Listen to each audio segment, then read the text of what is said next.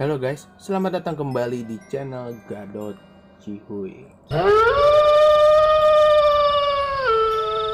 Oke, kali ini gua akan menceritakan kisah yang berjudul Desa Gondo Mayit. Dan jangan lupa nggak bosan-bosannya gua mengingatkan kalian agar bantu support channel gua dengan cara subscribe, like, share ke teman-teman kalian, dan komen jika ada saran. Oke, kita langsung masuk saja ke ceritanya. Mas Damar baru saja ditunjuk untuk menjadi ketua Mapala periode tahun 2011-2012 di Universitas TBA, salah satu universitas yang cukup dikenal di kota ini. Ia menjabat menjadi ketua pada semester 6, bukanlah hal bijak, terlebih ketika ada agenda bahwa bulan Juli akan ada proyek untuk mendaki puncak Mahameru, di mana 4 universitas bersama Mapala mereka akan bergabung di sinilah.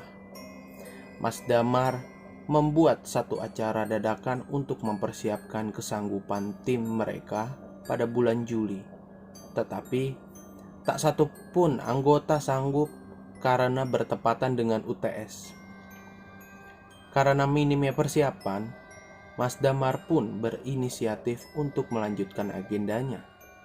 Meski bila harus seorang diri, Mas Erik, ketua Mapala sebelumnya pun akhirnya ikut bergabung. Karena toh ini untuk nama universitas mereka, dan disinilah mereka dapat satu tempat yang dirasa cocok. Alaste, salah satu tempat untuk melatih stamina karena medannya yang menanjak dan juga tempat terbaik untuk mendapat momen-momen di mana suhu tempat ini nyaris seperti suhu di puncak Mahameru. Sebelum Mas Damar dan Mas Erik tahu apa yang sudah menunggu mereka di sana, persiapan sudah dilakukan. 1 minggu sebelumnya, mulai dari izin untuk mendaki sekaligus menyisir tempat yang akan dijadikan tujuan pendakian ini. Meski jalur yang akan dituju Mas Damar dan Erik bukan jalur pendakian pada umumnya, namun Mas Damar meyakinkan Mas Erik perjalanan 6 jam terasa singkat. Terlebih di hari yang semakin petang, Mas Damar masih memeriksa semuanya. Kompas yang selalu dibangga-banggakannya pun tak luput dari genggaman. Mobil mereka berhenti di salah satu pos yang sudah tidak asing lagi bagi mereka. Anehnya, malam itu tidak ada satupun yang berjaga. Seharusnya ada 1 atau 2 penjaga, karena meskipun ini bukan jalur pendakian resmi, ini adalah jalur yang sering kali ramai pengunjung. Karena tempat ini adalah salah satu tempat objek wisata yang terkenal, menunggu setidaknya itu yang dilakukan oleh Mas Damar. Karena penting, terutama untuk menghindarkan dari hal-hal yang tidak diinginkan. Namun 1-2 jam berlalu dan masih belum ada satu batang hidung pun yang muncul. Hal itu membuat Mas Erik gusar. Wes ngene ae lho, Mar. Tinggalan KTP go ngene tulisan pesan bahwa kita sudah melaporkan, toh nggak ono sing roh sampai kapan petugasnya, nggak ono kan. Sudah begini saja, Mar, tinggalkan KTP di sini. Tulis pesan bahwa kita sudah melampirkan. Lagian kita nggak tahu kapan petugasnya. Bimbang, itulah yang Mas Damar pikirkan. Bukan sekali 2 kali hal ini terjadi. Namun, satu yang Mas Damar ingat, hal-hal seperti ini biasanya diiringi dengan petaka yang buruk di langkah selanjutnya. Namun, Erik benar, tidak ada yang tahu kapan petugas itu akan kembali. Nekat Mas Damar dan Mas Erik pun akhirnya melangkah masuk ke dalam hutan, bersiap untuk menyambut penghuni yang sudah menunggu mereka. Jam menunjukkan pukul 8 malam. Seharusnya jalanan belum segelap itu, apalagi jalurnya sendiri masih tidak seberapa jauh dari pos pertama. Tapi malam itu lain. Jalur itu lebih gelap dari seharusnya. Yang lebih aneh, tidak terdengar satupun binatang malam di sekitar sana. Medannya memang menanjak, seperti bukit setapak yang bila ditelusuri lebih tinggi, namun masih bisa ditempuh dengan santai. Di sini Erik yang memulainya. Jare mbahku dam nek nggak ono swara biasanya ono memedi. Kalau kata mbahku, kalau nggak ada suara biasanya ada hantu. Hus, dijogo lampene, ke api ngomong kaya ngono. Hus, dijaga mulutnya, tidak baik ngomong begitu, kata Damar. Ada yang membuat Damar tidak disadari dari tadi, yaitu adalah tidak tenang. Berjalan di belakang Erik seharusnya tidak ada lagi siapapun di belakangnya. Namun, bulu kuduknya berdiri dari tadi. Bukan kali pertama Damar merasakan ini. Selama dia mendaki gunung dan masuk ke hutan-hutan seperti ini, bulu kuduk lehernya meremang sudah menjadi makanan sehari-hari. Namun, perasaan ini berbeda, seolah-olah yang ini lebih jauh mengintimidasi. Namun Erik tak merasakan apapun. Melihat Erik membuka jalan dengan parang di tangannya, setidaknya memberi ketenangan pada Damar. Sampai ia akhirnya mendengar suara lain. Damar berhenti, disusul Erik. Rik, panggilnya. Erik mendekat, menatap Damar yang leluasa mencari pandangan. Opo, pitik, kata mengulangi. Krungu ora, ono suara pitik. Dengar tidak ada suara ayam. Lalu Erik terdiam, mencoba mencuri dengar apa yang Damar dengar. Namun Erik menegaskan bahwa tidak ada suara apapun kecuali angin yang berhembus di sela-sela dedaunan. Ora ono kok, nggak ada kok. Mereka berpandangan untuk sekian detik, kemudian melangkah cepat-cepat. Ada hal-hal yang tidak sepatutnya diucapkan atau didengarkan. Salah satunya adalah suara ayam. Mendengar suara ayam seperti pertanda sial bagi siapapun yang mendengarnya, terlebih di tempat ini. Damar dan Erik memikirkan hal yang sama. Kuntilanak. Meski kalimat itu tidak diucapkan, namun mereka sama-sama mengerti satu sama lain. Yang menjadi pertanyaan adalah suara ayam yang didengar Damar dan tidak didengar Erik menegaskan sesuatu. Salah satu dari mereka sudah disawang atau diincar sedari tadi. Degup jantung dan suara nafas terengah-engah menegaskan bahwa mereka sudah berjalan lebih jauh. Berpikir bahwa mereka sudah aman, Eriklah yang kemudian mengatakannya. Jancok, ambu sebujo, sialan, bau bunga semboja. Mereka bertukar tatap. Tidak ada yang tidak mengerti Erik seperti Damar. Umpat atau kalimat tidak pantasnya biasanya menegaskan perasaan ketakutan. Dan itu cara Erik untuk menekannya. Namun terkadang Damar merasa hal itu biasa dan bisa mendatangkan hal sebaliknya. Kadang dunia mereka menangkap pesan berbeda. Benar saja suara ayam berbau bunga kemudian berujung pada sosok di balik semak belukar. Eriklah yang pertama tahu, namun keinginan untuk memanggil Damar yang izin untuk membuang air kecil mendatangkan rasa penasaran yang besar. Erik mengintip sosok asing itu. Sosoknya tinggi setinggi Erik. Ia berdiri di bawah pohon rindang. Berdiri begitu saja, mengenakan baju yang terlihat seperti kain. Warnanya mencolok dengan kegelapan hutan. Erik terus melihat tatapannya, terkunci pada kepalanya yang sedari tadi tergedek ke kiri dan ke kanan. Setelah beberapa saat, barulah Erik mengerti. Kepalanya tergedek bukan karena tanpa sebab, melainkan tepat di lehernya.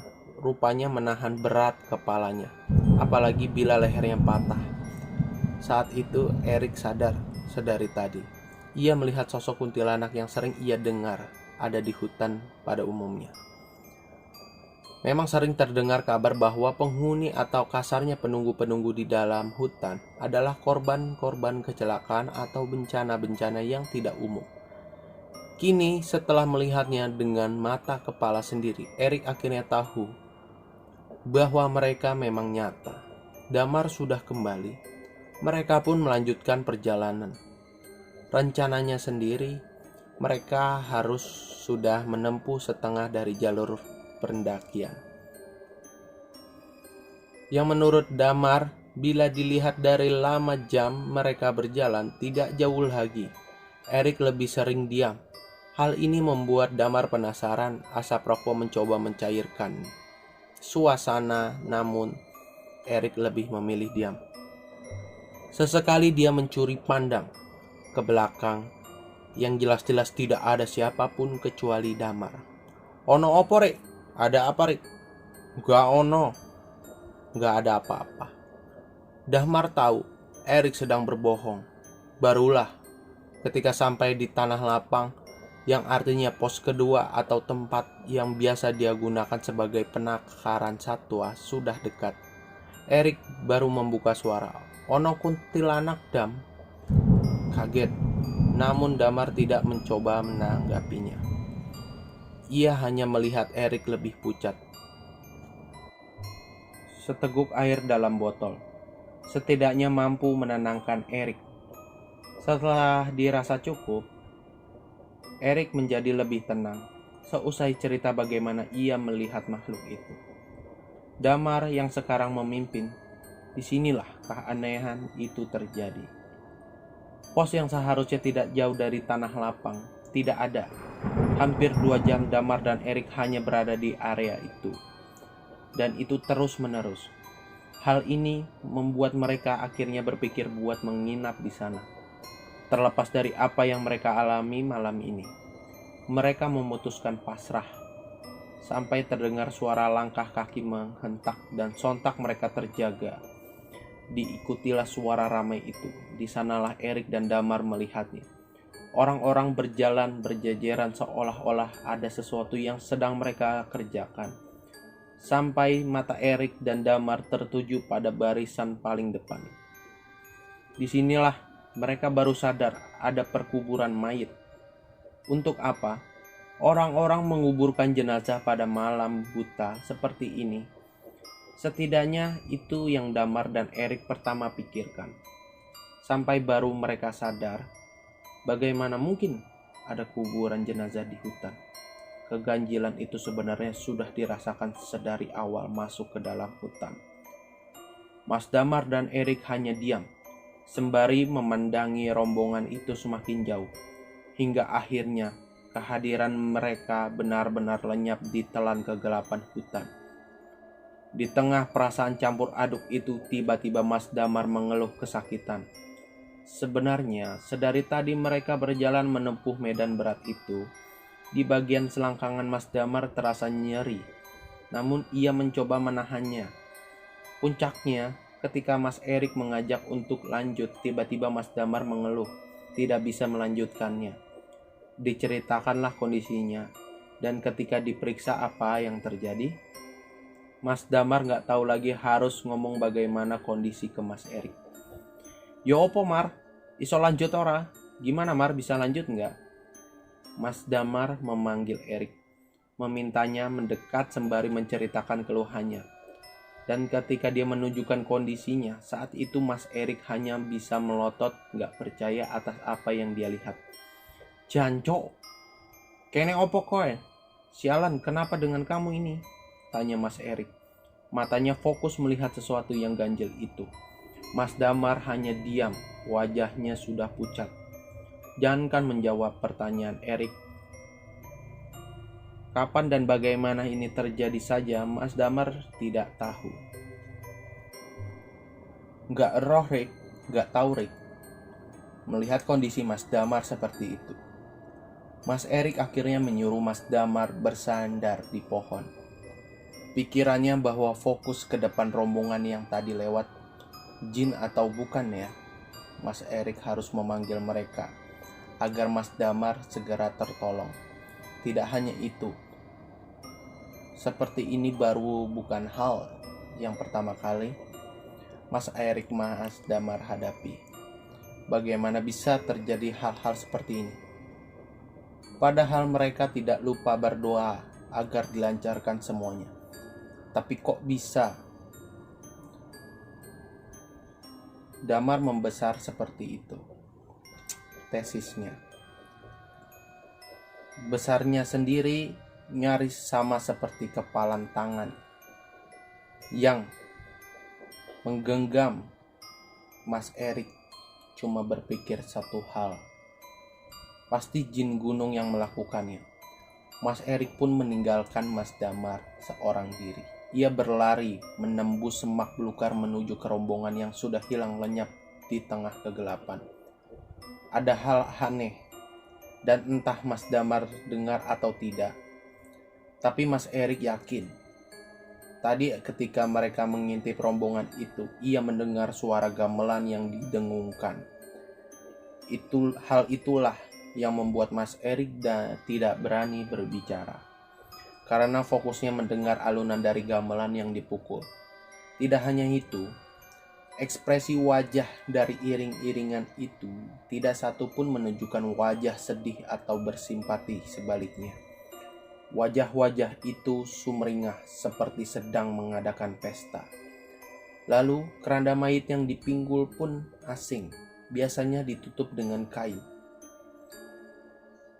Namun yang Mas Erik dan Damar lihat, keranda mayit itu ditutup dengan kain hitam lengkap dengan bunga melati terajut sebagai pengiringnya. Hal-hal itulah yang dijadikan Mas Erik patokan. Semoga ia masih bisa mendengar iring-iringan musik gamelan, dan semoga mereka memang manusia berlari kurang lebih 10 menit. Dan semakin jauh lokasinya dari Mas Damar yang masih menahan nyeri, Mas Erik sadar rombongan itu sudah lenyap, menyisakan tanda tanya. Bagaimana bisa mereka berjalan santai dengan gondong mayit di medan yang naik turun seperti ini? Putus asa, Mas Erik akhirnya menelusuri jalan lagi, kembali ke tempat di mana Mas Damar tak berdaya. Ia segera selesai dan keluar dari area belantara ini. Seperti itulah yang mereka harapkan. Dan rupanya ketika kembali, Mas Erik kaget saat di hadapannya Mas Damar tidak sendirian. Di depannya ada nenek-nenek tua di punggungnya. Ia memanggul kayu bakar. Terlihat dari jauh Mas Damar tampak mengobrol dengan sosok asing itu, membuat Mas Erik bertanya-tanya, ragu. Lalu mendekat. Saat itulah baru diketahui nenek itu adalah warga lokal. Ia tinggal di desa yang tidak jauh dari tempat mereka berada. Nenek itu menawarkan tempat persinggahan, sekaligus memberitahu bila apa yang terjadi pada Mas Damar adalah akibat dari weltuk. Nopo niku, apa itu? Tanya Erik, ragu dan khawatir awalnya. Ketika si nenek yang dipanggil Mbah Ndok itu menawarkan Mas Erik dan Mas Damar untuk mengikutinya di desa tempat tinggalnya. Tapi karena keadaan saat itu benar-benar darurat, memaksa Mas Erik akhirnya setuju. Diboponglah Mas Damar dengan kondisi itu. Selama perjalanan, si nenek bercerita banyak hal. Salah satunya mengatakan permisi kalau mau buang hajat atau apapun. Mereka tidak terlihat, bukan tentu tidak ada. Meskipun hanya sekedar izin, dengan suara berbisik pun mereka bisa mendengar. Termasuk Wanggul yang sekarang mengikuti Mas Erik. Kaget, Mas Erik kemudian bertanya dengan muka ngeri, "Wanggul apa, Mbah?" Si nenek itu berhenti. Melihat jauh ke belakang, di sana ia menunjuk hantu wanita yang mati karena kecelakaan. Lehernya patah dan dari tadi dia mengikuti kamu. Wangi apa itu yang kamu cium? Mas Erik pun mengatakannya Sembojo. Si nenek mengganggu. Rapopo nek Sembojo, gorong ambu batang yo kan. Nek iku baru bahaya. Tidak apa-apa kalau Samboja, kalau bau bangkai nah itu baru berbahaya. Sebenarnya kata Mas Erik bahwasanya si nenek itu berbahasa Jawa halus, tapi karena gua nggak bisa pakai bahasa Jawa halus, pakai bahasa Surabaya ajalah. Mohon maaf. Terus yo nopo mbah? Sampai kapan kulo bakal diikuti? Lalu bagaimana mbah? Sampai kapan saya diikuti? Bar engkok ngale dewe, biarkan saja nanti juga pergi sendiri, kata Simbah. Benar rupanya. Di depan terlihat sebuah desa, namun desanya ini tidak terlalu besar. Rumah-rumahnya pun terbuat dari anyaman bambu. Pokoknya sangat jauh, berbeda dengan kondisi rumah zaman sekarang yang dibangun dengan bata dan semen. Tepat di sudut rumah paling ujung, gentingnya terbuat dari ranting dengan ditutup kelapa kering. Simbah mempersilahkan masuk. Rokno kunuse kancamu, tidurkan dulu temanmu di situ. Simbah masuk ke dalam ruangan.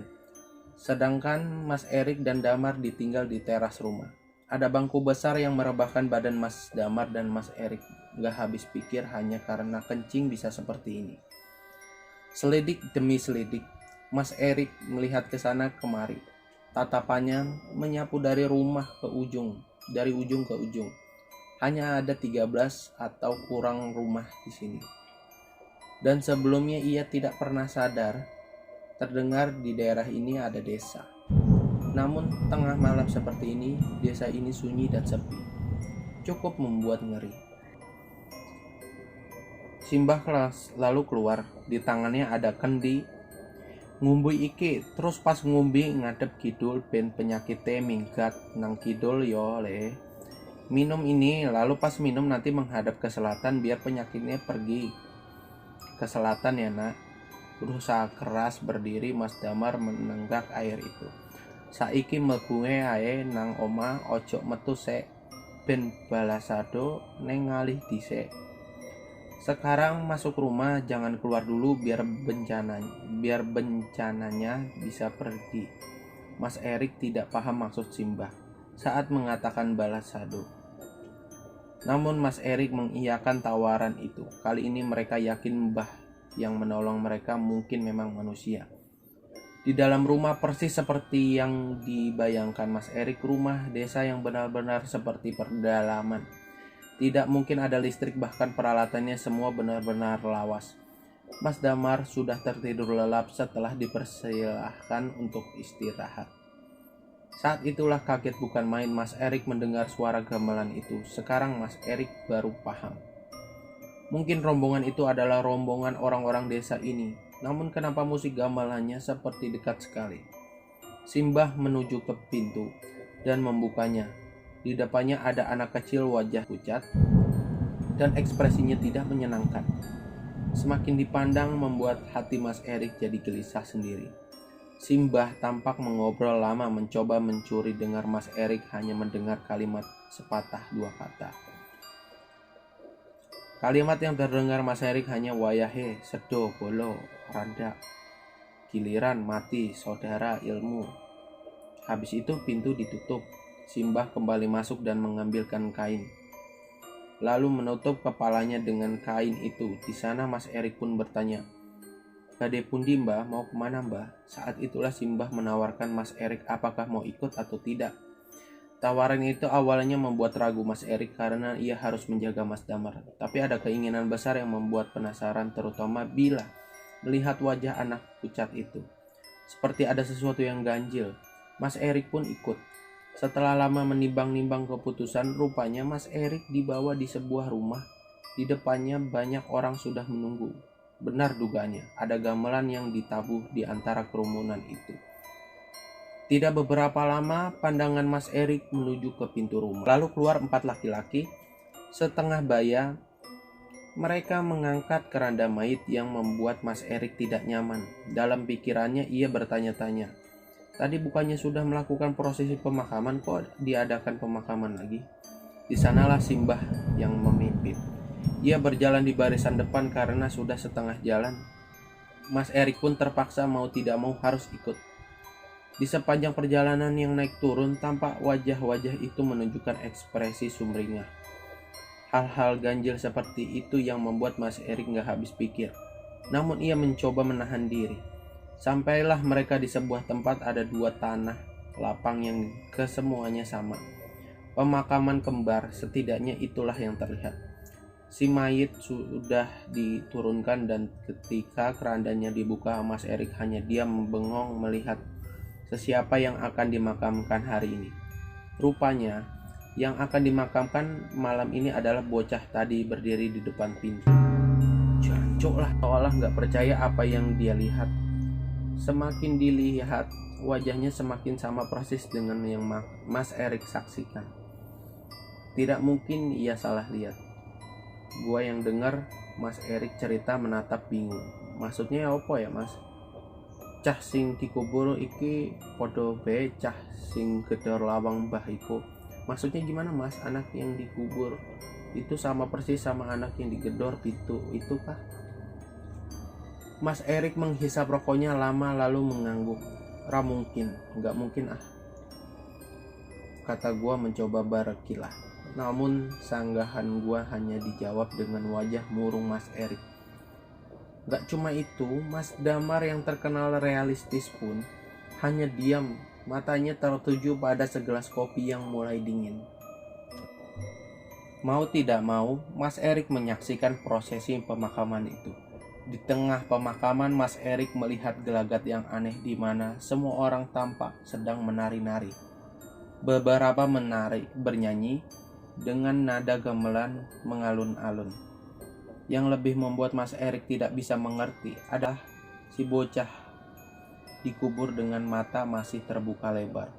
Gua gak bisa bedain antara mau ketawa atau menahan ngeri mendengar cerita Mas Erik. Iya maksudnya, Mas? Cah iku wes mati apa durung asline? Gimana sih maksudnya? Itu anak sudah mati apa belum sebenarnya? Mas Erik masih diam lama.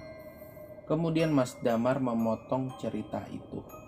Hening, sepi, sunyi, setidaknya itulah yang dirasakan Mas Damar. Ia terbangun meski mata masih terngantuk-ngantuk. Dilihatlah ke sana kemari, ia baru ingat. Ia baru saja terlelap di atas ranjang rumah seseorang. Seseorang wanita tua yang menawarkan rumahnya. Dicarinya Mas Erik namun tidak ditemukan kawan seperjalanannya ini. Maka dengan tatapan kebingungan sekaligus penasaran, kemana semua orang pergi? Mas Damar mencoba memanggil-manggil Mas Erik, namun tak kunjung ada jawaban. Begitu juga dengan wanita tua itu. Dengan keadaan masih bingung, ia melihat kondisinya. Ukuran tesisnya belum normal, namun jauh lebih baik dibandingkan beberapa saat yang lalu. Mas Damar berdiam. Dilihatnya langit-langit dari teras rumah masih gelap. Ucapnya dalam hati, artinya satu malam belum terlewati. Mas Damar pun masih kembali masuk ke rumah yang lebih terlihat seperti gubuk itu. Sampai ia merasa penasaran dengan ruangan dalam milik si wanita tua itu. Dengan perlahan Mas Damar mendekat. Tangan Mas Damar cekatan memeriksa rumah itu. Meski tidak sopan, rasa penasaran Mas Damar begitu besar. Matanya sibuk mengawasi ini itu, sampai pandangannya menangkap sebuah kotak dengan ukir Majapala, sebuah ukiran khas Jawa. Mas Damar pun mendekat pelan-pelan. Rupanya kotak itu tidak dikunci dengan leluasa. Mas Damar pun mengangkatnya. Namun, perasaan Mas Damar mendadak tidak enak. Bebauan yang awalnya didominasi bebauan daun sirih tiba-tiba lenyap begitu saja, berganti menjadi bebauan seperti kentang atau umbi kayu yang dibakar. Semua orang tahu bahwa bebauan itu bebauan apa saja. Biasanya ketika mencium bebauan lenguh seperti itu, maka artinya tidak jauh dari tempat itu berdiri ada makhluk familiar yang sudah terkenal sedang mengawasimu, yaitu pocong. Namun, Mas Damar belum tahu akan hal ini. Ia nekat membuka kotak itu. Begitu kotak itu dibuka, Mas Damar menatap heran. Karena yang ia lihat hanya tumpukan pakaian bernuansa warna putih, tertumpuk berantakan begitu saja. Maka Mas Damar bersiap menutupnya lagi. Namun tiba-tiba dia curiga dengan pakaian itu. Diambillah satu helai pakaian, dan ketika pakaian itu terangkat di tangannya, ia memeriksa dengan sesama, sampai ia yakin dan menatap ngeri pakaian itu. Rupanya itu adalah kain kafan yang sudah diikat sedemikian rupa, membentuk sampul untuk membungkus mayit. Mas Damar sontak melempar pakaian itu begitu saja. Tiba-tiba